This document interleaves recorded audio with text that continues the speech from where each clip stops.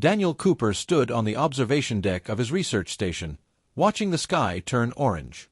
The forest fire had started 3 hours ago, and now it was spreading fast across the valley below. He could see the flames jumping from tree to tree, eating everything in their path. The wind was pushing the fire away from his station, but the sight still made his chest tight with worry. He lifted his binoculars and scanned the tree line. Most animals had already fled. That was nature's way. They could sense danger better than humans could. Daniel had been studying wildlife migration patterns for 5 years now, living alone in this Montana research station through every season. He knew how animals behaved when fire came. Then he heard it. A sound that made his blood run cold. It was not the roar of flames or the crack of burning trees. It was a shriek, high and terrible, cutting through all the other noise. It sounded almost like a scream, but wrong somehow. Not quite human, not quite animal. Something else entirely. Daniel grabbed his radio and tried calling the ranger station. Static. The fire must have taken out a relay tower. He was on his own, miles from the nearest town, with night falling fast.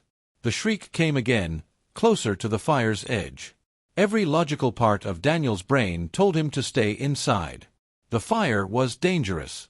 The smoke could kill him before the flames ever touched him. Whatever was making that sound might be dangerous too. But his feet were already moving, carrying him toward the equipment room. He pulled on his heavy winter coat and wrapped a wet cloth around his face. He grabbed a flashlight and pushed through the door into the cold night. The temperature difference hit him immediately. Inside was warm. Outside was freezing, but the distant fire made the air taste like summer and ash. Snow crunched under his boots as he moved downhill, toward the orange glow. The shriek came a third time, weaker now. Daniel found it at the edge of a clearing, 20 yards from where the flames were consuming a stand of pine trees. At first, his brain could not process what he was seeing. His flashlight beam played across something that should not exist. It was roughly the size of a tall human, but that was where the similarity ended. The creature's body was elongated, with limbs that seemed too long and bent at strange angles. Its skin was translucent, like frosted glass, and underneath Daniel could see things moving, systems that glowed faintly blue and silver. Or they had been glowing. Now the light was dying, flickering like a candle in the wind. The creature was badly burned. Patches of its strange skin had melted away, showing silvery tissue underneath. One of its arms was twisted at an impossible angle. Its chest rose and fell in a slow, labored rhythm that seemed all wrong. Daniel stood frozen for a moment. This was impossible. This was not real. But the heat from the approaching fire was very real, and the creature was dying right in front of him. He made his decision. Daniel dropped to his knees beside the creature and tried to figure out how to move it. It was lighter than it should have been, maybe 150 pounds despite being 7 feet long. He hooked his arms under what he thought might be shoulders and started dragging it backward through the snow. The creature's head lolled to one side. Daniel got a glimpse of its face, if you could call it that. Large dark spaces where eyes might be, a thin slit that could be a mouth, features that were almost familiar but completely alien at the same time. The trip back to the station took forever. Daniel's lungs burned from the smoke. His arms screamed with effort. The creature made small sounds, whimpers that were barely audible. Twice, Daniel had to stop and rest, his heart pounding so hard he thought it might burst. Finally, he dragged the creature up the steps and into his station. He pulled it into the medical bay, a small room where he kept veterinary supplies for injured animals. The creature barely fit on the examination table.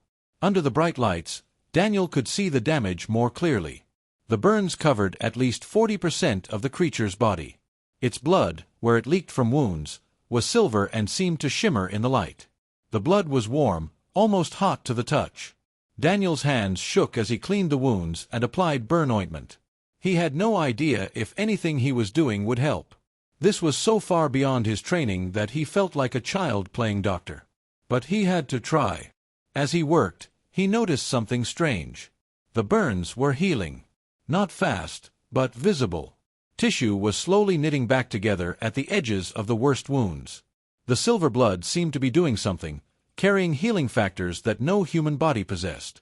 Daniel took photos with his phone.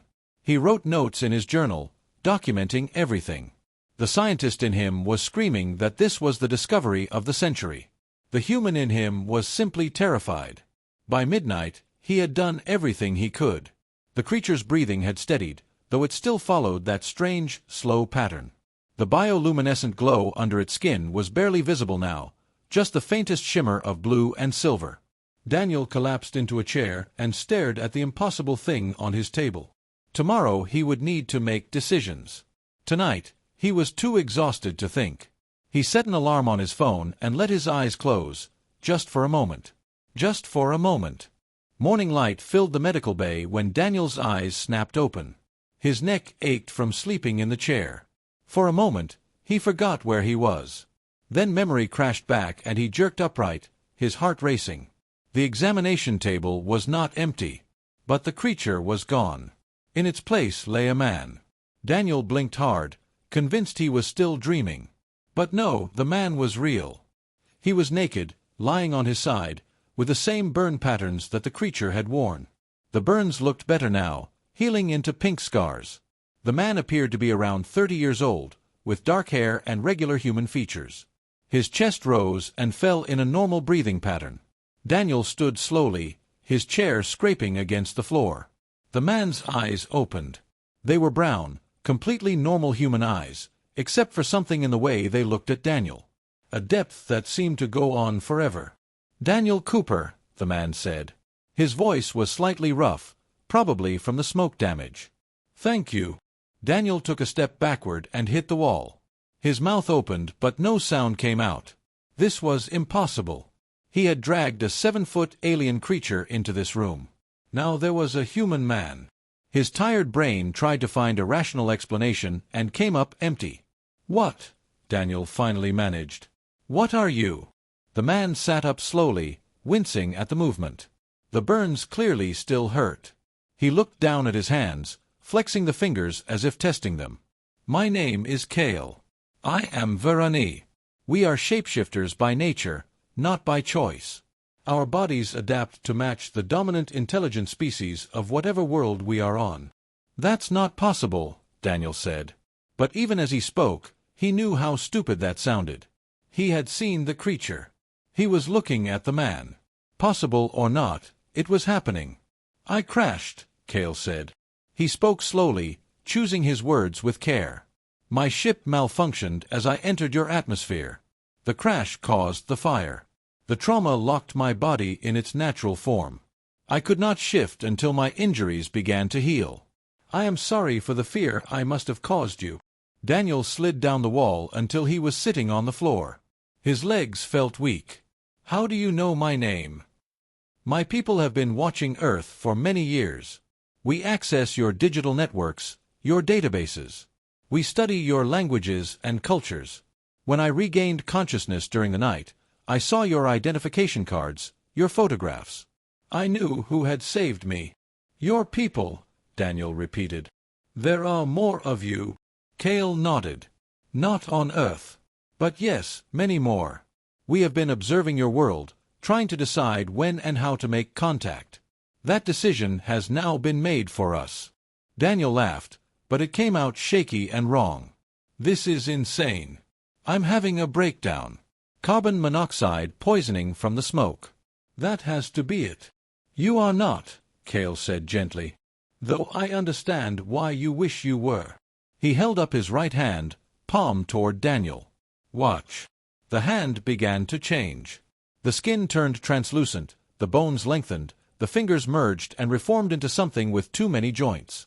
It was the creature's hand, attached to a human arm. After a moment, it shifted back to normal. Daniel felt his stomach turn over.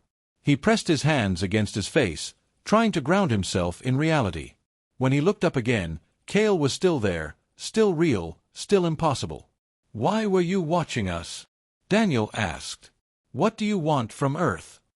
Kale's expression grew serious. "We want nothing from you. We are trying to warn you. There is a threat coming, something your people do not know about yet. Something terrible." "What kind of threat?" "An empire. They call themselves the Kovath. They are conquerors, expanding through our region of space, consuming everything in their path. They strip worlds of resources, enslave useful populations, and exterminate the rest. They are efficient and merciless. Daniel felt cold despite the warm room. And Earth is in their way. Your solar system lies along one of their expansion routes. We estimate you have perhaps 50 years before they arrive. Maybe less. My mission was to gather final data on human capabilities, to help my people decide if you could be warned and potentially helped. 50 years. Daniel ran his hands through his hair. Why not just tell our governments? Why all the secrecy? Because we were afraid, Kale admitted. First contact is dangerous. Some species react with violence. Some collapse under the weight of knowing they are not alone. We have been studying Earth for 3 generations, trying to find the right moment, the right approach. But time is running out. Daniel pushed himself to his feet. His scientist brain was starting to work again, asking questions, seeking evidence. Prove it. Show me proof that what you are saying is true. Kale gestured toward Daniel's laptop on the desk. May I? Daniel nodded and watched as Kale moved to the computer. The alien, the man, whatever he was, moved stiffly because of his burns. He sat down and his fingers moved across the keyboard with confidence. Windows opened on the screen, code scrolled past faster than Daniel could read. I am accessing a Virani surveillance satellite, Kale explained. It is in orbit beyond your moon, hidden from your detection systems. This will take a moment. Images began to appear on the screen. Star charts with unfamiliar constellations. Photographs of ships, huge and dark against the stars. Video footage of planets, some beautiful, some burned and dead. Text in a language Daniel did not recognize, though as he watched, translations appeared beneath the alien words. The data painted a picture of an empire that had conquered 47 star systems in the past 100 years. Populations numbering in the billions, simply gone. Worlds reduced to mining operations and factories. Daniel sank into a chair beside Kale, his eyes locked on the screen. This is real, he whispered. All of this is real. Yes, Kale said softly. I am sorry. I know this is overwhelming. Overwhelming. Daniel laughed again, but this time it was bitter. That's one word for it. My entire worldview just shattered. Everything I thought I knew about the universe is wrong. Kale turned to face him. Not wrong. Incomplete. Your people have accomplished remarkable things with no knowledge of the wider galaxy. That is why we believe you have a chance against the Koveth. You are young and chaotic, but you are also adaptable and stubborn in ways that surprise us. Daniel met Kale's eyes and saw something there he had not expected. Hope. This alien being, this refugee from a dying civilization, was looking at humanity with hope. What happens now? Daniel asked. Now, Kale said, we need to reach my people. My ship sent a distress signal when it crashed. Other Virani will come to find me, but Koveth scouts may investigate the signal as well. I need to reach a Virani outpost and coordinate a proper first contact with your world. But I am still weak, and I cannot do this alone. Daniel looked at the computer screen, at the evidence of horrors beyond imagination. He thought about his quiet life in this mountain station, studying migration patterns and avoiding the world. That life was over now, whether he liked it or not. Where do we need to go? He asked. Kale's expression softened with relief. Nevada. There is a rendezvous point in the desert. But we have only 72 hours. Daniel stood and moved to his equipment closet. Then we should start packing. The truck rattled down the mountain road, loaded with supplies that Daniel hoped would be enough. He had packed food, water, medical supplies, camping gear, and enough cash to avoid using credit cards. Kale sat in the passenger seat, wearing Daniel's spare clothes. They fit poorly because Kale was taller, but they would have to do. Tell me about your people, Daniel said, breaking the silence that had stretched between them for the past hour. The Virani. What are you like? Kale watched the landscape slide past the window. Snow covered everything up here, but Daniel knew that would change as they drove south. We are communal by nature. On our homeworld, we live in large groups, sharing resources and knowledge freely. Privacy is a strange concept to us, though we have learned to understand it through studying other species. That sounds nice, Daniel said. Humans tend to be more isolated, especially lately. Yes, we have noticed. Your internet allows connection across vast distances, yet many of your people report feeling more alone than ever. It is a paradox we find fascinating. Kale shifted in his seat, trying to find a comfortable position. His burns were healing fast, but they still caused pain. We are also deeply focused on science and exploration. Not for conquest or profit, but for understanding. We want to know how the universe works. That's why you were watching Earth. Scientific curiosity. Partly. But also because we have lost so much to the COVID. Entire worlds, billions of our people, thousands of years of knowledge and culture. When we found Earth, we found a species that reminded us of ourselves before the wars began. Young, curious, full of potential. We wanted to protect that. Daniel glanced at Kale. But you waited too long. Perhaps. We debated for decades. Some argued for immediate contact. Others feared disrupting your natural development. In the end, our caution may have doomed you. That is a weight I carry. The road flattened as they descended from the mountains. They passed through a small town, just a few buildings clustered around a gas station. Daniel filled the tank while Kale stayed in the truck, hood pulled up to hide his face. They could not risk anyone remembering them. Back on the highway, Kale asked, "Why do you live alone in the mountains, Daniel Cooper?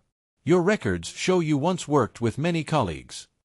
Daniel's hands tightened on the steering wheel. He had not talked about this in years. "My sister died 4 years ago. Car accident on a winter road. I was supposed to meet her that day, but I got caught up in work and cancelled. She went out anyway, alone. Lost control on ice and hit a tree."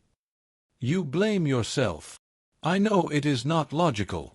I know the accident would have happened whether I was there or not. But I keep thinking, maybe if I had been in the car, I could have grabbed the wheel. Maybe I would have suggested a different route. Maybe something would have changed. So you isolated yourself to avoid more pain. The mountains are simple, Daniel said quietly. Animals follow patterns. Nature makes sense. People are complicated and they leave. Kale was silent for a moment. Then he said, "I had a family too. A partner and 2 children. They were in the science colony on Verani Prime when the COVID attacked. I was away on a survey mission. By the time I received the distress signal and returned, the planet was gone. Just debris and radiation." Daniel looked at Kale and saw the same pain he carried himself. "I'm sorry, T. I survived because I was not there. Like you, I carry the weight of absence. Perhaps that is why I volunteered for this mission to Earth. Isolation is easier than connection, but it is also empty." They drove through the afternoon and into the evening. Kale asked questions about everything. He wanted to know about music, so Daniel turned on the radio. Kale listened with intense concentration to a country song, then a rock song, then a news broadcast. He was fascinated by the variety. "Your species packs so much emotion into sound," Kale observed. "Verani music is more mathematical, based on patterns and frequencies that trigger specific responses. This is different. This is art."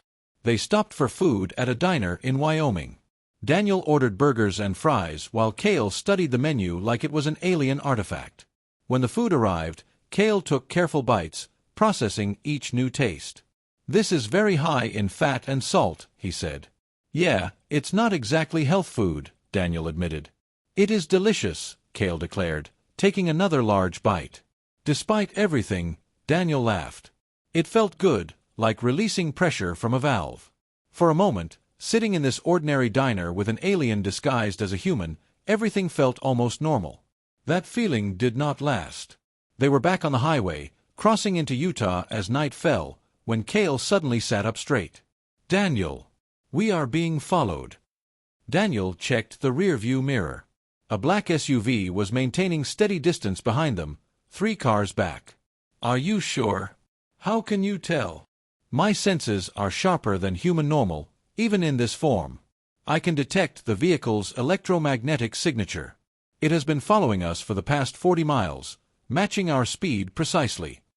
Daniel's stomach dropped. Government? Most likely. My biology may have triggered biosecurity sensors somewhere, or satellite imagery captured my ship's crash. Either way, they have found us. Daniel's mind raced through options. They were on an open highway with nowhere to hide. If they stopped, they would be caught. If they ran, they would draw more attention. There is a turnoff ahead, Cale said, his eyes distant as if he was reading something Daniel could not see. 3 miles. It leads to back roads through canyon country. We can lose them there. How do you know that? I am accessing your satellite navigation systems. Another thing we learned to do during our observation. Daniel pushed the truck faster. The SUV matched their speed. When the turnoff came, Daniel did not signal. He jerked the wheel at the last second, taking the exit hard. The truck's tires squealed but held the road. In the mirror, he saw the SUV try to follow, but it was too far back. It overshot the exit. Daniel did not wait to see if it would turn around. He accelerated down the narrow road, following Cale's directions through a maze of turns. They drove for another hour through darkness and empty land before Cale finally said, "I do not detect them anymore. I believe we lost them." Daniel's hands were shaking on the wheel. Adrenaline was draining away, leaving him exhausted.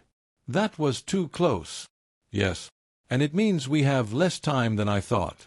If your government is actively searching for me, they will find the Nevada rendezvous site eventually. We need to reach it quickly. Daniel pulled the truck over to the side of the road and turned off the engine. For a moment, they just sat there in the darkness, listening to the engine tick as it cooled. "Are you afraid?" Cale asked. "Terrified," Daniel admitted. "I'm just a biologist. I study deer migration and bird populations. I'm not equipped for any of this. Neither was I when my world died. But we adapt. That is what living things do." Daniel looked at Cale, this being who had lost everything and still kept going. "How much further to Nevada?" 8 hours of driving. We should rest first. You are exhausted. Daniel knew Cale was right. He found a flat spot off the road and parked. They would sleep in shifts, one watching while the other rested. It was not comfortable, but comfort was not a luxury they could afford anymore. As Daniel closed his eyes, he wondered what his sister would think of all this. She had always been the brave one, the one who jumped into things without hesitation. Maybe some of her courage had rubbed off on him after all. He was going to need it for what came next. Dawn broke over the Nevada desert in shades of pink and gold. Daniel drove the final miles toward the rendezvous point, following coordinates that Cale had given him. The landscape was empty here, nothing but sand and rock and the occasional tough plant clinging to life. In the distance, he could see mesas rising like ancient monuments. "There," Cale said, pointing toward a dried lake bed that stretched flat and white under the morning sun.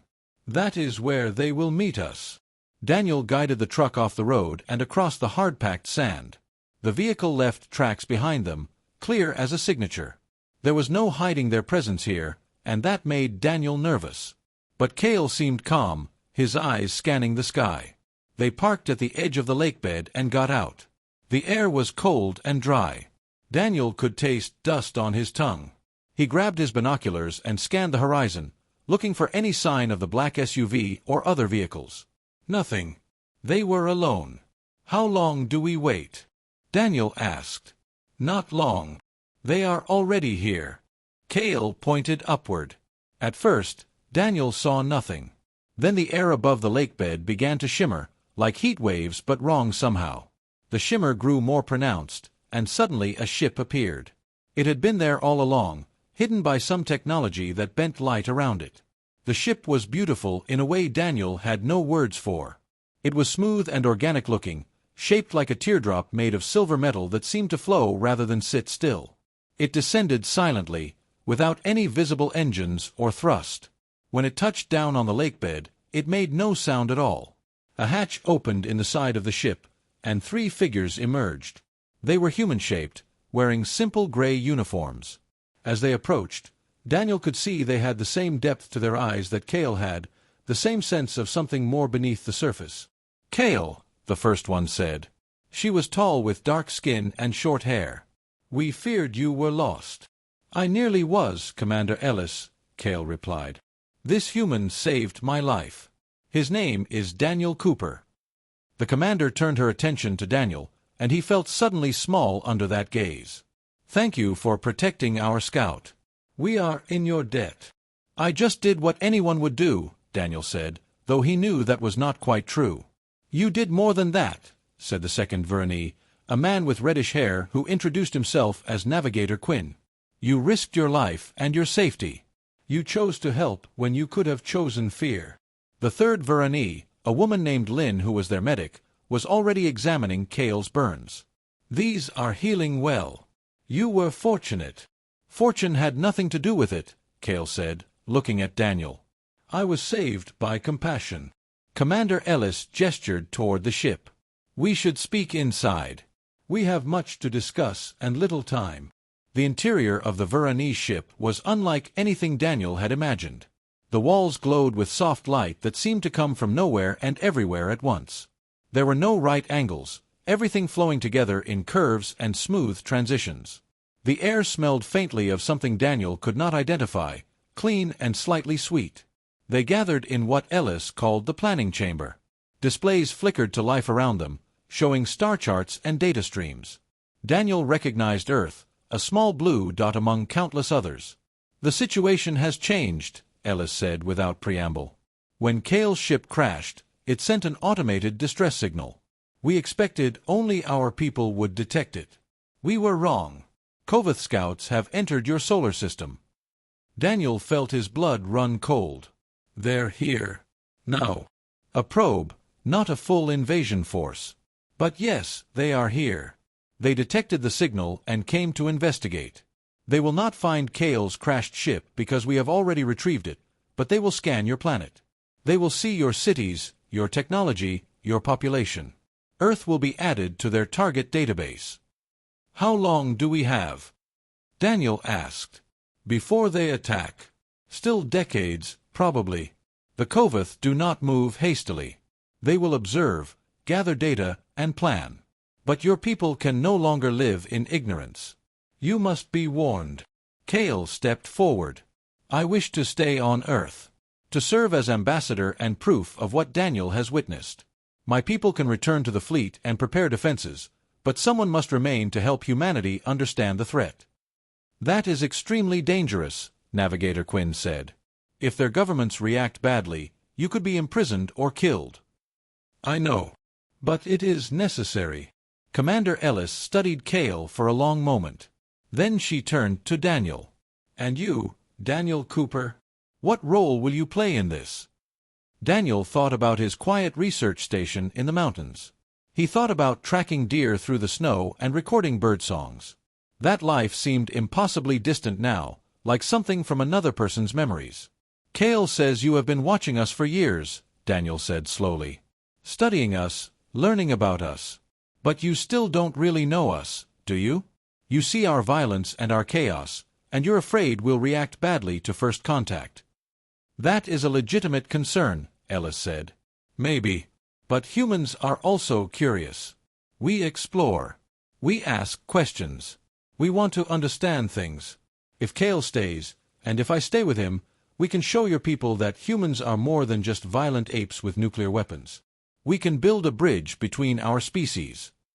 The risk is enormous, Lynn said. For both of you. Everything worth doing carries risk, Daniel replied. He surprised himself with the certainty in his voice. My sister used to say that. She was braver than me, always jumping into things while I held back. I've spent 4 years hiding in the mountains because I was afraid of getting hurt again. But hiding doesn't protect you. It just makes you small. Kale placed a hand on Daniel's shoulder. You are not small, Daniel Cooper. You are exactly what humanity needs right now. Ellis made a decision. Daniel could see it in the way she straightened, the way her expression shifted. Very well. Kale will remain on Earth with Daniel as his liaison. We will provide you with communication equipment and medical supplies. You will have direct contact with our fleet, but you will be largely on your own. She brought up a new display, showing contact information and images. These are human journalists and scientists we have identified as trustworthy. They have reputations for integrity and curiosity. They will be your first contacts. Do not go to governments directly. They will want to control the narrative, perhaps suppress it entirely. Go to the truth seekers instead. Daniel studied the names and faces. Some he recognized from news programs and scientific publications. How do we convince them? If I just call up a journalist and say I have an alien with me, they'll think I'm crazy.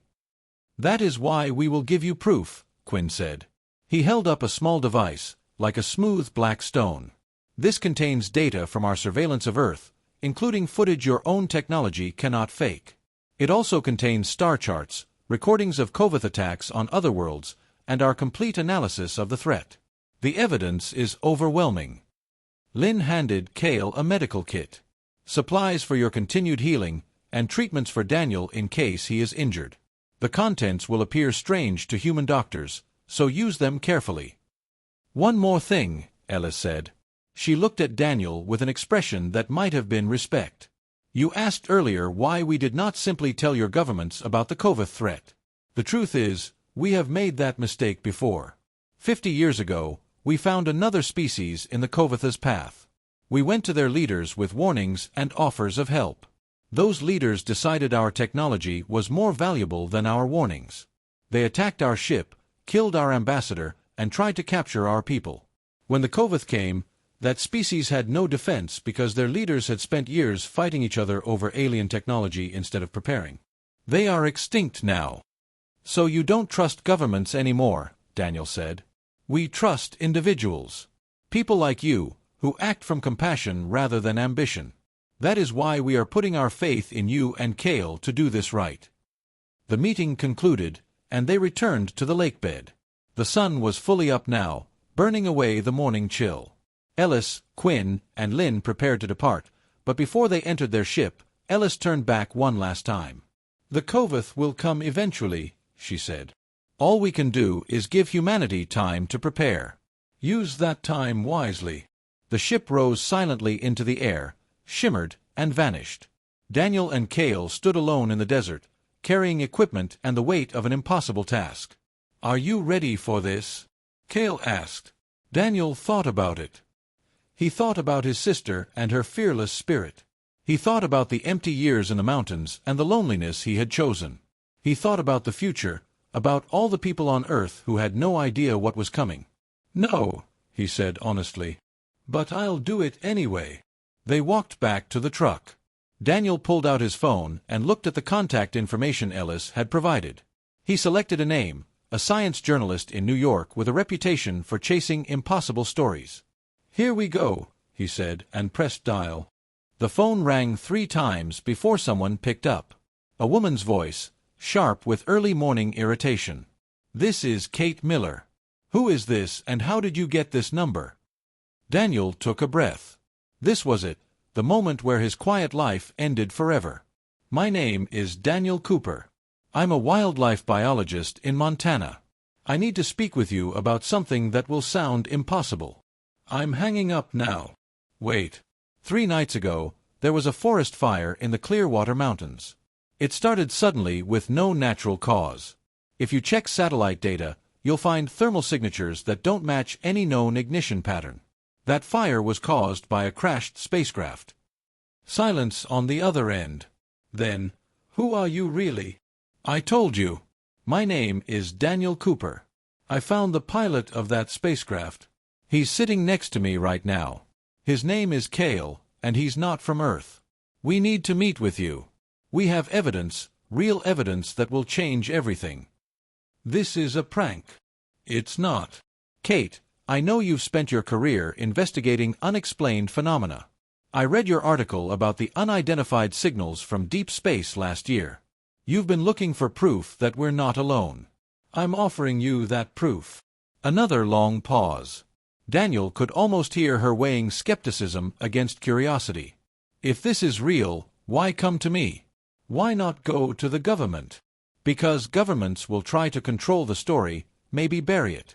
We need someone who will tell the truth, whatever that truth turns out to be. Your reputation says you're that person. Kate sighed. Fine. I'll meet you. But if you're wasting my time, I'll make sure everyone knows what kind of crazy you are. Fair enough. They arranged to meet in a small town in Colorado, roughly halfway between where each of them was starting. It would take Daniel and Cale another 6 hours of driving. Kate said she would fly in and rent a car. The meeting was set for late afternoon at a diner called the Silver Spoon. Daniel ended the call and looked at Cale. She thinks we're crazy. Most humans would. That is why the evidence must be undeniable. Cale held up the black device that Quinn had given them. This contains proof that no rational person can dismiss. Video, audio, data from technologies your world does not possess. She will believe. They drove through the morning, stopping only for gas and food. Daniel felt like he was moving in a dream, everything slightly unreal. Just a week ago, his biggest concern had been whether the deer population would follow their normal migration pattern. Now he was driving across the country with an alien, planning to reveal the existence of extraterrestrial life to a journalist. "Tell me more about the Koveth," Daniel said as they crossed into Colorado. "What are they like? Are they cruel by nature, or is this just how they survive?" Cale considered the question. The Vurani have debated this for decades. Some believe the Koveth are simply following their evolutionary programming. They evolved on a harsh world with limited resources, so they learned to take what they needed from others. Some believe they are genuinely malicious, that they enjoy domination and destruction. What do you believe? I believe it does not matter. Whether they are cruel by nature or cruel by choice, the result is the same. Worlds die. People suffer. They must be stopped. And you think humanity can stop them? I think humanity has potential the Koveth do not expect. You are young and chaotic, yes. But you are also innovative. You solve problems in ways that surprise us. When the Vurani faced the Koveth, we tried to reason with them, to find diplomatic solutions. It failed because the Koveth do not value diplomacy. Perhaps humanity's aggressive tendencies will serve you better in this fight. Daniel was not sure if that was reassuring or depressing. So we're good at war, and that makes us useful. No. You are good at survival. There is a difference. The Koveth are good at war, efficient and ruthless. But humans fight dirty. You adapt, you improvise, you refuse to accept defeat even when logic says you should. That stubbornness is a weapon the Koveth may not know how to fight. They reached the town just after 3 in the afternoon. The Silver Spoon was exactly the kind of place Daniel had imagined, a small roadside diner with worn booths and coffee that had been sitting too long on the burner. They chose a booth in the back corner where they could see the door. Kate Miller arrived 20 minutes late. Daniel recognized her from the photo Ellis had provided. She was in her 40s, with gray streaks in her dark hair and sharp eyes that missed nothing. She walked to their booth with the confidence of someone who had faced down skeptics her entire career. "Daniel Cooper?" she asked. "That's me. This is Cale." Kate slid into the booth across from them and studied Cale carefully. "You look human." "I am currently in human form," Cale said. "My species adapts to match the dominant intelligent life of whatever world we inhabit. It is not a choice, but a biological imperative." "Prove it." Cale held up his hand and let it shift. The fingers lengthened, the skin turned translucent, the bone structure changed into something alien. Kate's eyes went wide. She reached out as if to touch it, then pulled back. Cale returned his hand to human form. "My God," Kate whispered. "You're real." "Yes. And the threat we face is also real." Cale placed the black device on the table. "This contains evidence of an empire called the Koveth. They are expanding through our region of space, and Earth lies in their path. Humanity has perhaps 50 years to prepare, possibly less." Kate picked up the device, turning it over in her hands. "How does it work?" "Think about what you want to see, and it will display the information. The interface adapts to the user's thoughts." Kate closed her eyes for a moment. The device flickered to life, projecting a holographic display above the table. Images appeared, rotating three-dimensional views of alien ships and planets. Kate gasped and nearly dropped it. For the next 2 hours, Kate reviewed the evidence. She watched videos of Kovath attacks on alien worlds. She studied star charts, showing their expansion patterns. She read translated documents describing their tactics and technologies. Daniel watched her face cycle through disbelief, horror, fascination, and finally grim acceptance.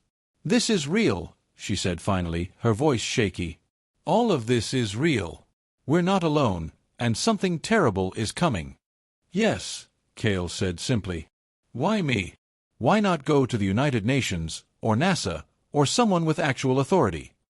Daniel leaned forward. "Because those organizations will move slowly. They'll form committees, they'll debate, they'll worry about panic and economic disruption. By the time they agree on a response, years will have passed. We don't have years to waste. What do you expect me to do?" "Write the story," Daniel said. "Tell the truth. Show people the evidence. Let humanity decide how to respond, not a handful of politicians and bureaucrats." Kate laughed, but it was a bitter sound. "Do you have any idea what will happen when I publish this? I'll be called a fraud. My career will be destroyed. People will think I've lost my mind." "Maybe," Cale said. "But others will listen. Others will investigate. The evidence we are giving you cannot be faked with Earth technology. Scientists will verify it. Other journalists will follow the story. Truth has momentum.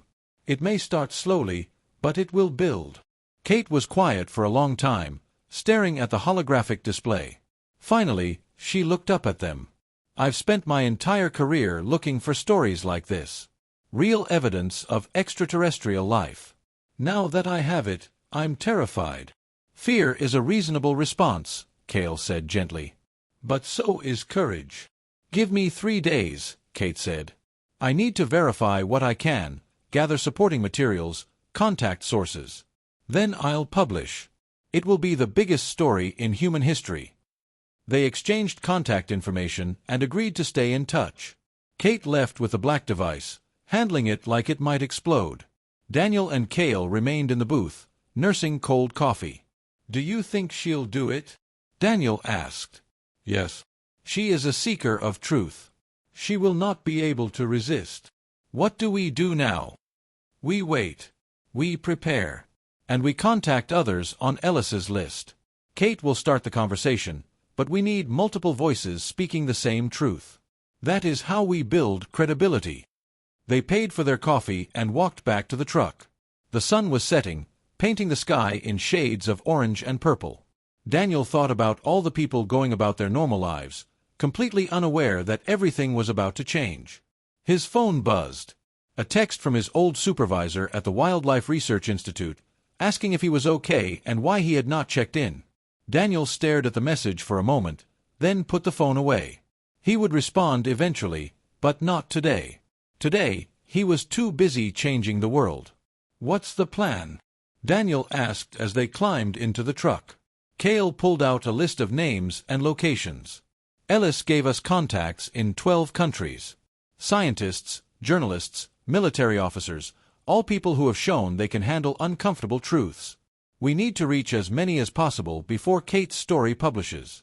The more independent verification we have, the harder it will be to dismiss." "That's a lot of traveling." "Yes." "Are you committed to this, Daniel? Once Kate publishes, there will be no going back. Your life will never be private again. You will be famous, scrutinized, possibly threatened. Some will call you a hero.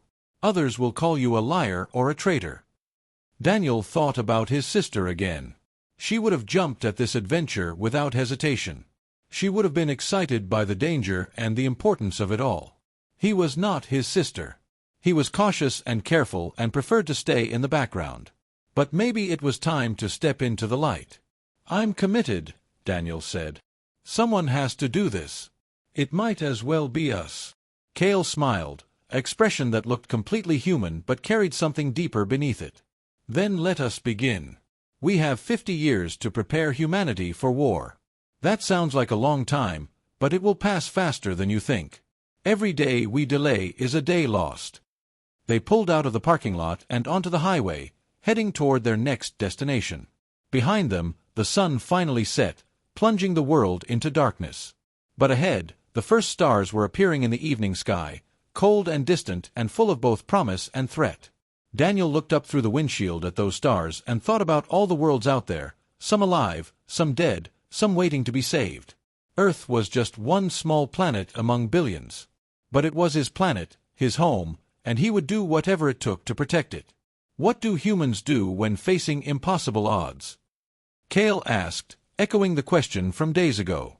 Daniel smiled, remembering his answer. We improvise. We survive. And we never stop being stubborn. Good, Cale said. We are going to need all of that and more. The truck drove on into the night, carrying two beings who had started as strangers and become something like friends. Behind them lay the comfort of ignorance. Ahead lay the burden of truth. And somewhere in the darkness between the stars, an empire was coming. But humanity would be ready. Daniel would make sure of it.